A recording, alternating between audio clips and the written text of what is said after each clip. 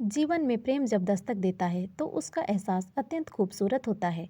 और वो भी मेरे जैसे नीरस इंसान के लिए, जिसके लिए प्रेम और उसका एहसास एकमात्र लैला मजनू हीर रांझा वाले किताबों के हिस्से थे। पर जब तुम्हें पहली बार देखा तो मैं भी प्रेम के एहसास में रूबरू हो गया। वो काल्पनिक किस्से मुझे यथार्थ से लगने लगे थे। मुझे किंचित भी आभास न हुआ कि कब तुम मेनका बन गई और मेरी विश्वामित्री तपस्या भंग कर मेरे दिल में समाती चली गई। उस दिन जब पहली बार तुम्हें मेले में चूड़ियों की दुकान पर देखा था तो मंत्र मुग्ध सा तुम्हें देखता ही रह गया। सलोना सा मासूम चेहरा, कजरारी आंखें और खुले काले लंबे बाल तुम्हारी सुंदरता में चार चांद लगा रहे थे। तुम्हारे हाथों में ढेर सारी चूड़ियाँ, उनकी खनखनाहट मेरे कानों में सरगम का रस घोल रही थी। हर बात पर तुम्हारा चूड़ियों का खनकाना मुझे मंत्रमुग्ध कर रहा था। उस दिन तुम सफ़ेद कलमकारी वाली कढ़ाई वाले सूट में अनछुई चांद की चांदनी लग रही थी। अनिमेष दृष्टि से तुम्हें देखता मैं जड़ चेतन हो गया था। तुम्हारी चूड़ियों की खनक में मैं वापस यथार्थ के धरातल पर आ गया। मैं भी अपनी बहन के लिए चूड़ियाँ खरीदने आया था। तभी इत्तेफाकन ही हम दोनों एक लाल रंग की चूड़ी पर हाथ लगाकर अपनी पसंद दुकानदार को जाहिर कर दी। तुम्हारे कोमल हाथों के स्पर्श में मैं एकदम सिहर सा गया। तुम तो वहाँ से चली गई, साथ में मेरा दिल और चैन भी ले गई। मैं मोहब्बत के अथाह सागर की गहराइयों में गोते खाने लगा। मुझे तुम्हारा नाम पता कुछ भी मालूम नहीं था। मैं बस तुम्हारी एक झलक पाने के लिए बेचैन सा रहने लगा था। कहते हैं ना, मन की गहराइयों से ढूंढो तो भगवान भी मिल जाते हैं। अंततः मैंने तुम्हारे बारे में पता लगा ही लिया।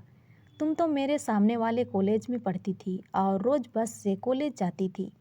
इतना नज़दीक पता मिलने से मेरी खुशी का ठिकाना नहीं रहा। मैं रोज़ तुम्हारी चूड़ियों की खनखनाहट सुनने के लिए बस स्टॉप पर तुम्हारा इंतज़ार करने लगा।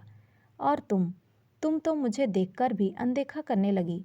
तुम्हारी अनदेखी मुझे बहुत तकलीफ़ देती थी। लेकिन फिर एक दिन मैंने किसी तरह हिम्मत जुटाई और अपने दिल की बात बताने की ठानी।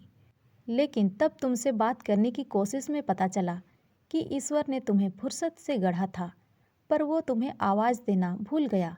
और यही चूड़ियों की खनक ही तुम्हारी आवाज़ थी, तुम्हारी भाषा थी। तुम्हें डर था कि तुम्हारा यह सच जानकर कहीं मैं तुम्हें छोड़ न दूँ। पर कहते हैं, मोहब्बत कभी अल्फाजों की मोहताज नहीं होती। ये तो वो खूबसूरत एहसास है जिसमें आवाज़ की ज़रूरत नहीं होती।